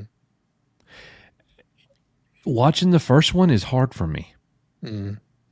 And as I look at these three young kids, I don't have a whole lot of interest there. Mm. You know, it's just a little too young for my taste. I don't know. Maybe I'm just an old cranky man now. I don't know. But I hope that the series is good. I'm sure I'm going to be begging Nick to watch it with me so we could review it. Come on, man. I don't care anything. I don't even know who Harmony or whatever it is and the other two. They're from the extended universe, Nick. Yeah. Well, Nick, I've got just the thing for you. I knew you were going to bring this up. What? BRB. All right. He's going to show you his purchase from the estate sale earlier today. Oh, he sent me. Oh, yeah, the books and stuff. Yeah, because I think they're. Yeah, he showed them to me. All the Harry Potter. Well, he probably wants to show them off on stream, but I'll wait for him to come back, or maybe he's still plugged in. But I think the thing about these series is, or the way they're doing this is, each season of this series is one of the books. So I'll be curious to see how they do that, and then how much will we have these kids in just the first season? You know, will they be that same? I don't know enough about how old they get in which of these books. You know what I'm trying to say? So, I mean, they need to hurry up and start filming. I don't know how many of these they're filming at once, but that's what they're doing. They're doing one season per book. This isn't cool because I'm showing Harry Potter books. This is cool because I got these today at an estate sale. I went to go get games, tabletop games, Warhammer 40K, a bunch of older PlayStation, Dreamcast, all that stuff. And it was priced way too high, and it was pillaged by the time I got there. I was number 5 in line, and the 4 guys in front of me just destroyed the games. Yeah. I picked up a huge pile of games, and I went and found a little spot, and I started looking up what they actually sell for, because I am not an expert when it comes to especially the Japanese titles that came out on PlayStation 3 or Nintendo 3DS. I don't know a thing about that stuff. So I start looking stuff up, and it's like it was priced for right under what it sells for on eBay. And I'm like, oh, well, I'm not buying any of this. So I'm walking around, and I'm like, I'm like looking at a cast iron skillet. I'm like, You're really trying to buy something to justify. I'm just trying to buy something. I didn't get up at 5 o'clock this morning to go to an estate sale. Got there 3.5 hours before it started to go home empty-handed with nothing. Like, let me buy a brand new hair dryer for my wife or something, you know. So I'm walking around, and they've got this built-in bookcase, huge. And I walk over to it and I start looking at the books, and you know, I'm such an EU fan, guys. I was looking for anything in the EU and I couldn't find anything because I was going to take it outside and burn it. But I was looking for call it Legends, Coach. Yeah, true. So, but they did have Mako Mermaid books, and I got those. But I'm looking at all the books, and I saw the Harry Potters, and I was like, wait a minute, those look like first editions. And I picked up this one here, Goblet of Fire. It's a first edition, first printing. And I looked it up on eBay. I was like, this has got to, like, because I know the original Harry Potter book, first printing, is like $400 and up. So I looked this one up, and it recently sold used for $80 on eBay. This one recently sold for $190 on eBay. And I was like, heck yeah. You know how much I spent on 9 Harry Potter books? Did I tell you that, Nick? $17. It was actually $15. Oh. I'm going to reveal how boomer I really am. This was the other $2. You got the plug-in AirPod? Are those plug-in? Bro, I thought they were AirPods. They're not even like, AirPods? $2? I didn't even freaking recognize the wire going around the side of them. Yeah. I got plug-in Apple earbuds. Well, they just have a regular plug at the end, right? Yes. That's exactly why my camera's fuzzy right now, because I'm an idiot. Oh, because you don't have a 3.5 millimeter. You don't have a 3.5 jack on your phone. But I have one right here. Yeah, that's where I've used mine before. Yeah, that's where I will use mine. But I'm just thinking, like, this probably been all up in dude's ear too. Like, oh, I don't even want to touch that thing. Anyways, I thought they were AirPods, and I was like, yeah, score. I just got Apple AirPods for $2. I'm like a hero. Oh, you thought they didn't have the cable at all? I got it. Yes. I got it. All right. Yeah. I'm finally with you. So that's where the $17 came in. The books were $15, and the AirPods, the horrible earbuds, were $2. So anyways, hey, I did good. The Harry Potter books individually sold for over $400 the last times they all sold on eBay. So I'm like, hey, that's a good buy. It got me back in the game, if that makes sense. As I am looking at least show them in order. I don't know what the order is. What difference does it make? If it doesn't have numbers, I'm done. Yeah. $20 super chat from Knee Pain. I think it was because of your EU. Take it out and burn it. I think that's when he sent it. I'm pretty sure that's why he sent it. He says, What does that make you think of? One, the count. Okay, all right, that's good. I can see that. Anybody else? That's what I was going to say, the count. When Uhura was having a conversation with the Klingons. Oh, and yes, when she was trying to translate and everyone's laughing. Yeah. That's what I was going for. But y'all, I channeled my inner the count. So that's okay. Yeah. 5. Okay. 20. 20. I get it. Knee Pain, thank you very much. I'm glad I made you laugh. That's good. $400 was before the election. Dang. Oh man. He's the only person that liked my my comment about Windows 10 on that PC. That's true. I'm still running Windows 10.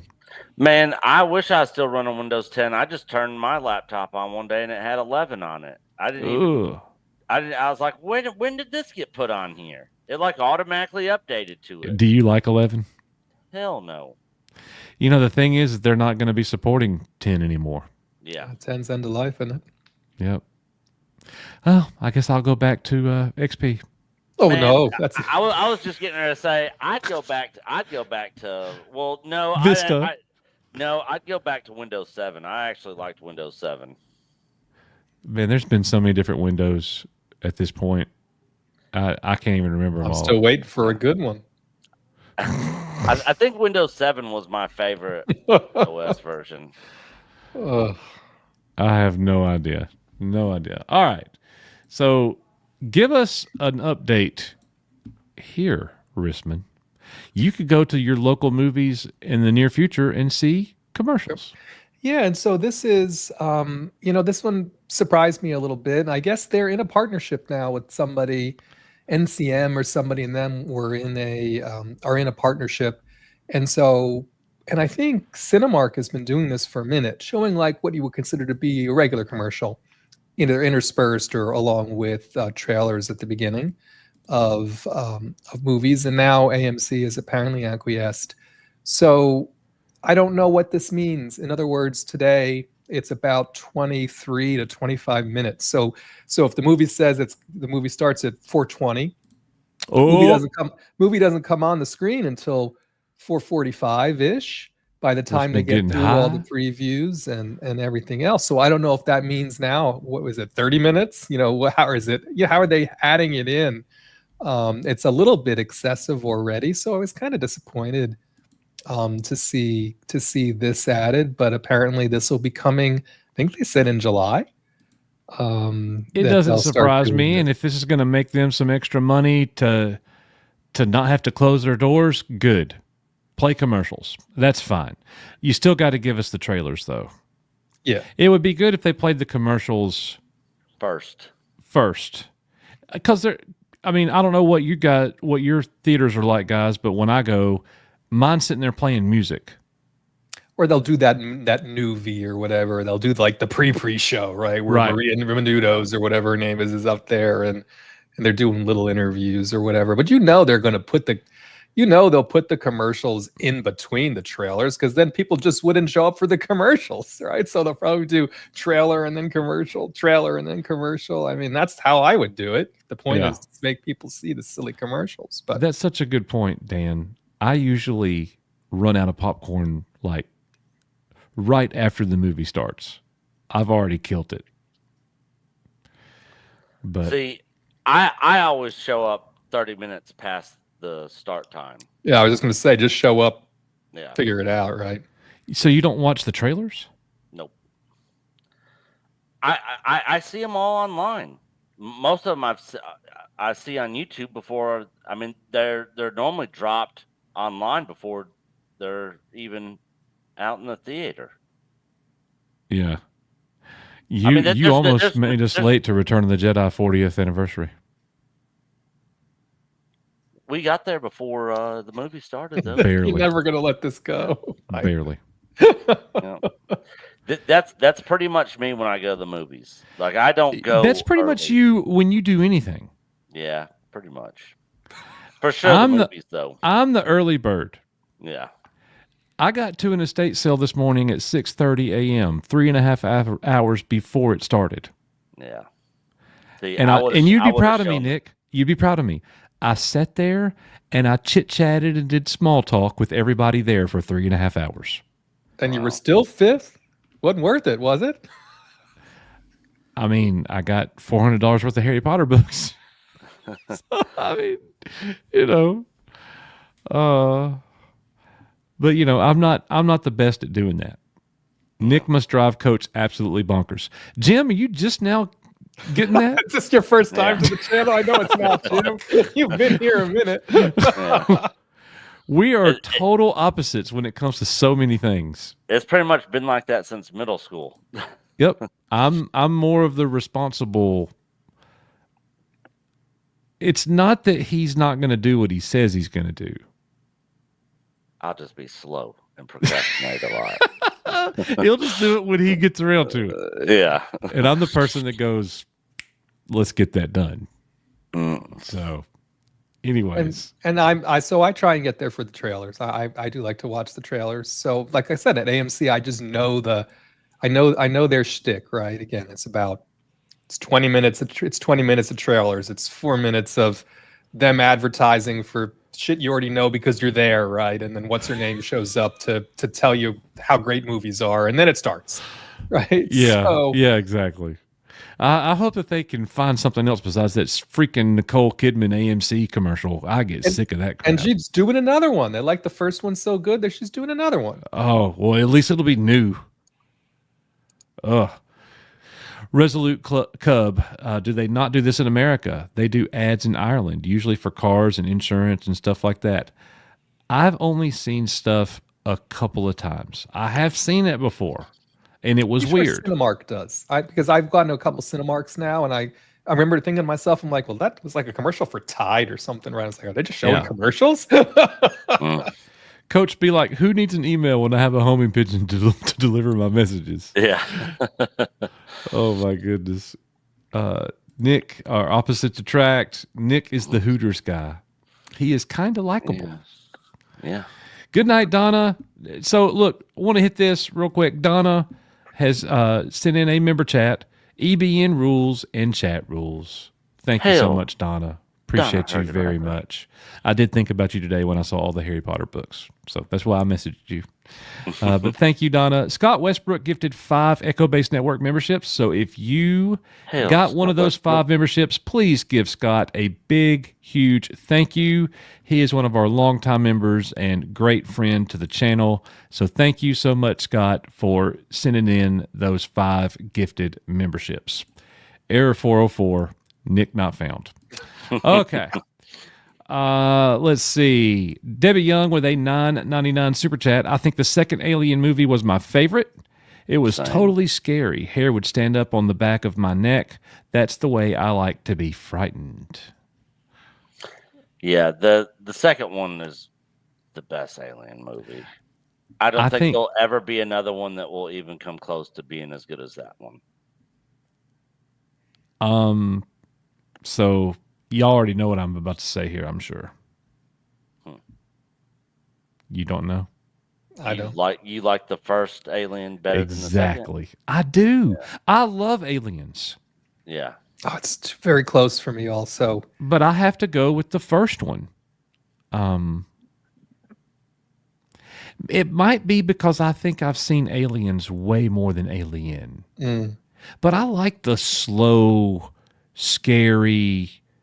It's way more like I am way more attuned to the atmosphere watching Alien than I am Aliens. With Aliens, there's so much action going on. I'm not even really paying attention to the atmosphere, the setting that they provide, like I am in Alien. Like there's so many great shots of them in that ship in the first movie. Like I just love that. Comment there, Nick? Yeah, different strokes for different folks. You know, I like the first Alien movie. Hell, I even like the third one to a certain extent. You've always liked it, and I never have. I like the director's cut version of it the best. But the thing is, if you take the Alien 3 movie and forget about the first 2 movies and watch it as a standalone movie, like the movies works. It doesn't work when it comes after those first 2. Yeah. So that's how I try to look at the third one. Well, so what happened? I'm ready for some drawing, by the way.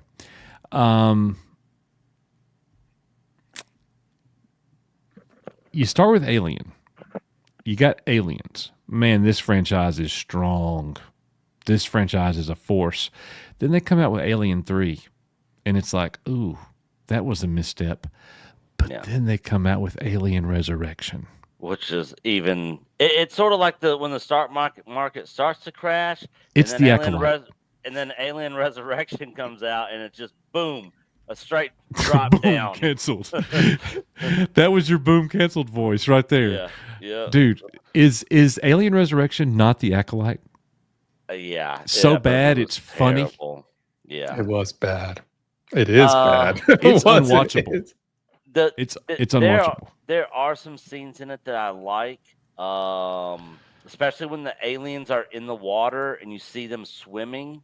I thought that was a cool scene when they were, going underwater. But the whole thing at the end with the, Ripley's the mother of the hybrid alien with the skull face. Oh my gosh, that was Ridley Scott kid. again. Yeah, it was Ripley's offspring. Yeah, and then it gets sucked out through a little hole in the ship. And that really wasn't even Ripley. Yeah, And her dunking a basketball? Yeah. There was just so much dumb crap in it. Like, that was like, Alien Resurrection was so bad, it should have been a straight to DVD. Or straight to VHS. It should just movie. not exist at all. Yeah. It's just... Like, it didn't even deserve to be in the theaters. It was so bad. But again, I like some of the scenes. I could basically cut that movie down into maybe 30 minutes. I was about to say 15. Yeah. Ron Perlman was okay in it. Winona Ryder in it, but it just was such a bad movie. Yeah. It was not good at all. And you and I are different. Like, we went and watched Alien Covenant when it released together. Mm-hmm. I liked it fine. I thought Prometheus was pretty good when I watched it. I liked certain aspects of Prometheus. Same. Yeah. When it got to the end with the weird aliens and the tentacle, I was just like, what is going on here? I wish they would have just stuck to aliens, what we're familiar with. Let it be the xenomorphs, not this weird shark-looking, shark fin alien tentacle. I don't even know. Yeah. Good God. It was, yeah. So I'll tell you, I'm a sucker for Michael Fassbender movies. He's great. Like as Magneto in First Class, and he did a movie as a hitman. It's called The Killer. Came out in 2023. Man, that movie was excellent. Yeah, I saw that. Where is it in that apartment building? Yes. For a while, and I watched it. Yeah, such a good movie, man. Him as David playing those dual roles. Yes. Mm-hmm. And then at the end of the movie, you knew that was David. Yeah. Yeah. And he was faking out the girl. Yeah. Oh man, it was like, it kind of made me feel the same way as like when the penguin killed that kid at the end of the show. Yeah. Like that's the kind of feeling I had. It was good. And the thing is, they're not even going to continue that storyline now. I know. Because Ridley Scott is out and not really involved anymore. And it's like whatever. Yeah. So and David, actually created the xenomorphs. I you hated that part, and I don't like it either. But it doesn't make me hate the whole movie, But that's a fair point. That's a fair criticism that you've always given it. You've been consistent on that, and I'm with you. I like the whole betrayal aspect of it, and him, on his little mission to do what he was doing. But in terms of like creating the species, I wasn't crazy about that either. Yeah, I always thought it should have been a mystery, some parasitic alien species from unknown deep parts of space that nobody, I don't need an explanation. I don't need to see the alien homeworld or even the predator homeworld. I don't need all that. So Anthem 21X says he didn't create them. He reversed engineered them. They were on the mural in Prometheus. See, I didn't even remember that. Yeah. Well, let me rephrase. So they had already been created. He just brought them back. He's not God. Yeah. Let me rephrase that. He reverse engineered them so they are what we know aliens to be in Alien and Aliens. Yeah. Yeah. And now Alien Earth, apparently. Yeah. See ya, brother Brogu. All right. So here's the question for everybody. You cannot be a fence rider on this one, even though you're EBN. I was going to say, where are we? I mean, Knee pain, you don't have to send a $20 super chat, okay? But I know I just I mean, you can. You have to. So listen, you have to choose one or the other. It can't be no both. It can't be mixed. It can't be middle, fence rider, none of that. On the whole, not the highest high, on the whole, which franchise has been better, Predator or Alien? From its beginning to now, which one is better? I pick Alien. I'm going to have to go Alien also. I don't think there's any contest. It's Alien. Yeah. Which one had the lowest low? Maybe it's also Alien. It is. Yeah. I think it's also Alien. It is. Yeah. Look, here comes the chat. Thank you, guys. I knew y'all would. Only one good Predator movie, Alien. You get out of here with that, Dan. That ain't true. Yeah. I actually like Predator 2. Predator 2 is good. Yeah. There's some stuff about it I don't like, but the Predator in that is awesome. Of course, at the end, I think the Predator in Predator 2 is better than the Predator in Predator 1. Yeah, he's pretty badass. Danny Glover was awesome. Yeah. Want some candy? Yep. That movie was good, man. Yeah, I liked Predator 2. Now, I didn't like it all that much when it first came out, but after several years went by, it grew on me for sure. Hey, mister, what's some... Look, Sodak Chopper. I know, Sodak was Trade just, waves. you were doing it. Yeah. I was saying the same thing. Yep. Arnold was better than Danny. Of course. Oh, for sure. Yeah, definitely. Of course. Predator... Predator is the best Predator movie. The first one is the best. All right. one. This might be a hot take here. Uh-oh. Oh, geez. Don't say Predator 2 is better than Predator. Shut up. I would never say that. Yeah. Bro. Of all movies for both franchises, Predator is the best.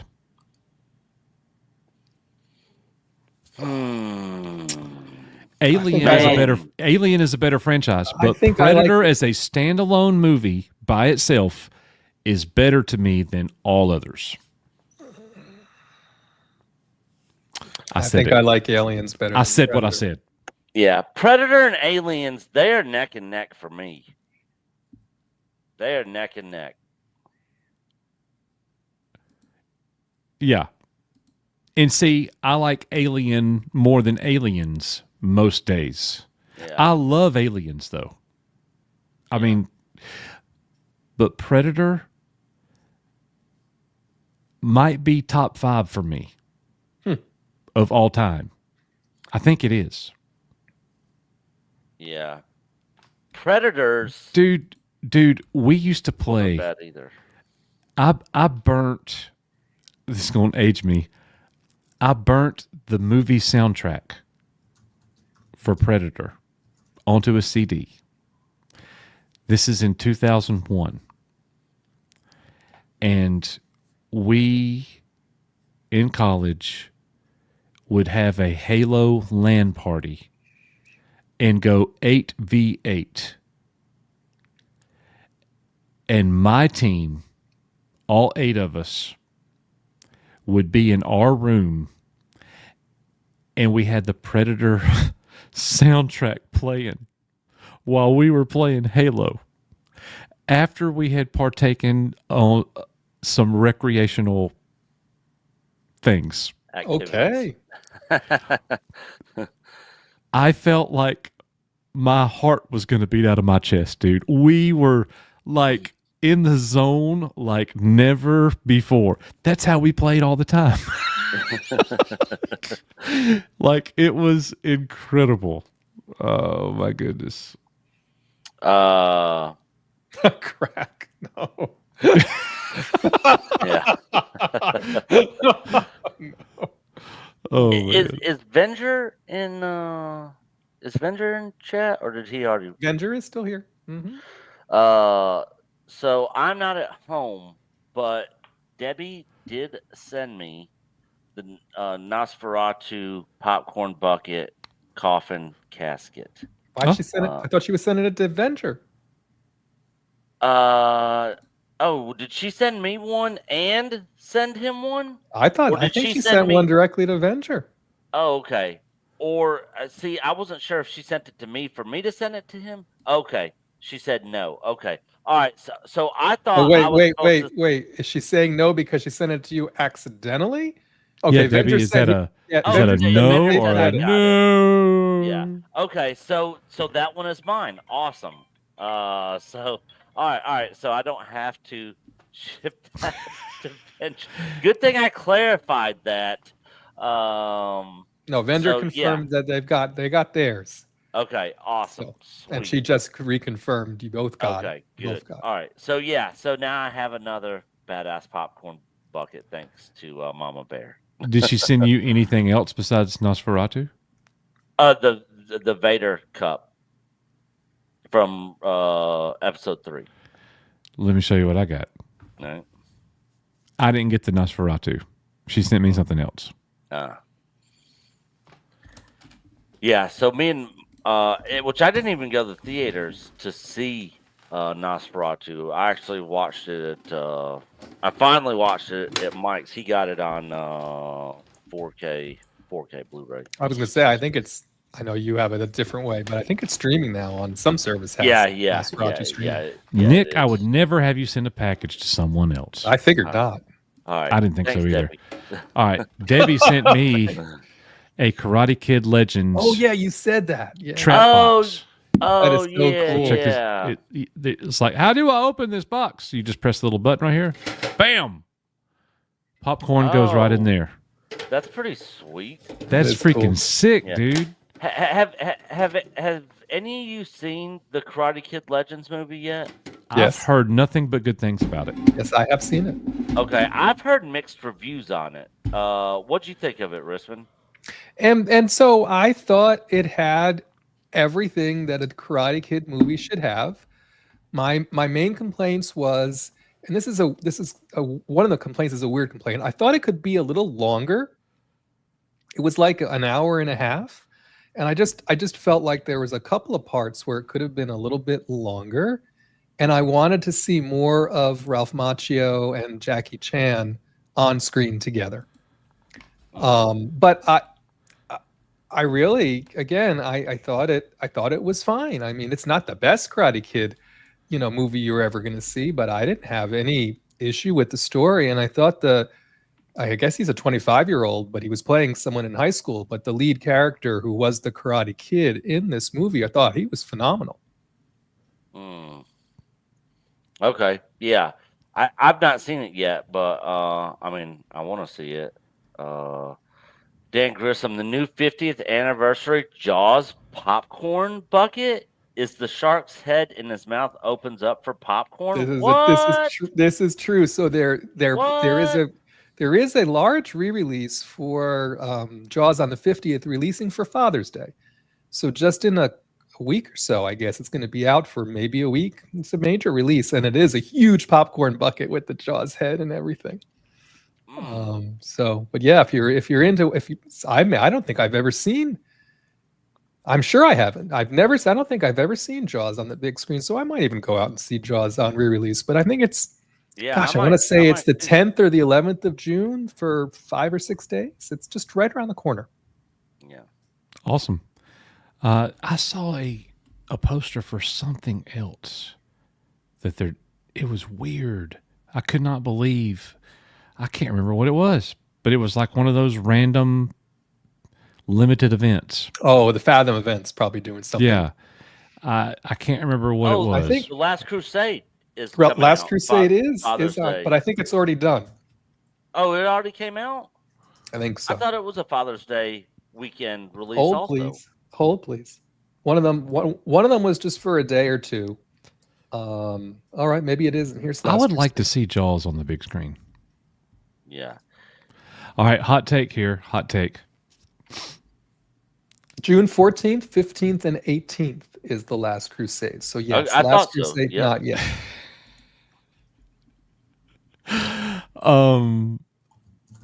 Let's see. Hey, Nick knows how bad I used to be. Oh, yeah. We don't talk about it a whole lot here on live streams, but Coach was a bad boy. Okay. Oh my gosh, what was I about to say? And I'm about to have a hot take. Yes. Just to clarify, the Jaws 50th is August.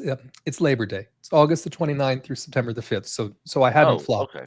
Last Crusade is Father's Day, and Jaws is not until the end of August. Oh, that's during Shark Week, isn't it? I think so. Yeah. I still haven't seen Jaws. Gary and Andy Masterson almost shunned me. What? Mark? Hey, by the way, 47, you got to go see it in theater. Congratulations, though, to Timu Luke Skywalker. That is hilarious. Hey, since Mark Hamill quit, you know what I mean? Yeah. You never know. All right. I think I might be the only person on Earth that thinks this. Jaws 4: The Revenge is better than Jaws 3. It's been so long, I couldn't even I tell would you. agree with that. Jaws 3 Would you really? Sucked. Yeah, I didn't think it was all that great. It sucked bad. I liked Jaws 4. Yeah, I did too. May the power go to you. With a $2 super chat. Thank you, Timu Luke Skywalker. We appreciate that very much. Oh, man. Guys, this has been a good one. Got some videos dropping tomorrow. So be on the lookout for those. Nick's got the EBN cast tomorrow. Yeah. Are you going to be joining us on that? I don't think I'm going to be. It's not impossible, but tomorrow's my last. Well, Nope. anyways, What? no, nothing. No. You're Got some busy things I tomorrow. gotta do. You got a busy day tomorrow. Yeah, got a very busy day tomorrow. That's right. Ricardo De Leon, what is going on, man? You got here right at the end, but we're glad you showed up. All right. So, anyways, guys. Last year when Coach was off all summer, I was like, sweet, Coach will be able to join us on Fridays. All summer long, he showed up for one Friday show. It's probably going to be like that. Look, so just because it's summer doesn't mean I don't have a million things I got to do. Yeah. You know what I mean? Yeah. Like, I'm busy. I am never just sitting around doing nothing. Yeah. You know, it's for 1 hour on a Friday afternoon. He's not letting it go. He's not letting. When it's not canceled, it's just an hour, Coach. Yeah. It might be during a disc golf round. You know what I mean? Yeah. So, I don't know. I do miss the days of me modding for your streams while I'm at work. I can't do that anymore. But yeah. And when Nick calls you out, well, yeah, I know, right? Coach, are you going to Disney World? Yes, I'll be going next year. Gotta give them that money, Coach. I will love it. I'm going to the Mako Mermaid store. Gonna buy them out of new merch. Yeah. I will come back with all kinds of awesome stuff. All right, guys. Yeah, I buying am 10 never tickets to the Ray movie, Coach. Yeah, Oh, I'm sure never will. going to Disney unless I can get in for free, like I almost did in February. But Yeah, and then you got the poor guy fired. I didn't. Well, he did get fired. Yeah. Yeah. That was not because of me, though. And that's a story for another time. We'll have to let John Graber tell that one. Yep. All right, everybody. That is going to do it for us.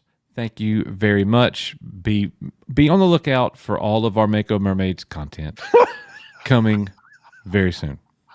So that's it. We are, you are. EBN. EBN. EBN. See you guys on the next one. Everybody bounce now. Bye, guys. Bounce.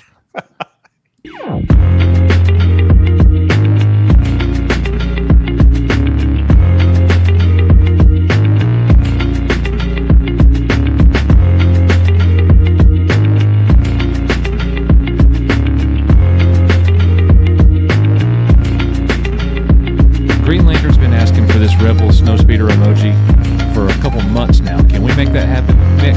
Please, sir, please. Everyone, don't forget Backstage Gaming, Final Fantasy VII. He's not doing Final Fantasy VII, I don't think, because he's a loser.